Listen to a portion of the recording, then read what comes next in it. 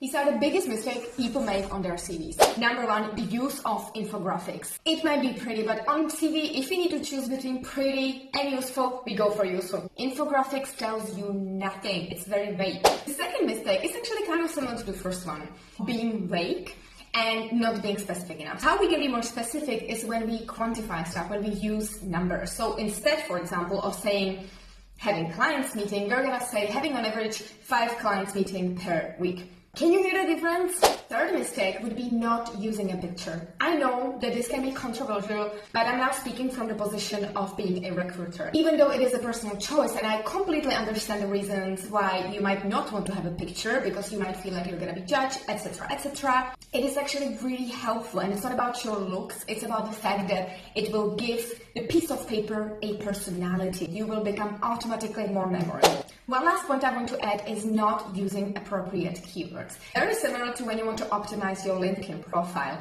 You want to use keywords so that the recruiter or the tracking system that the company might have would actually point out your CV or your profile. If you don't know what keywords might be connected to your job titles, or not just that, but generally the reference within your job description, just have a look online on different advertisements of jobs similar to yours and look at what words, what keywords are kind of like popping out and are commonly used, and then make sure that you will use them on your CV. So these are a few tips on certain mistakes that you might have been doing on your CV. If you actually want to figure out how to properly write your CV, I have a whole ebook which is a guide to writing a CV and cover letter, and it comes together with templates that are ready to use, and you can send it out to the world and get that awesome job.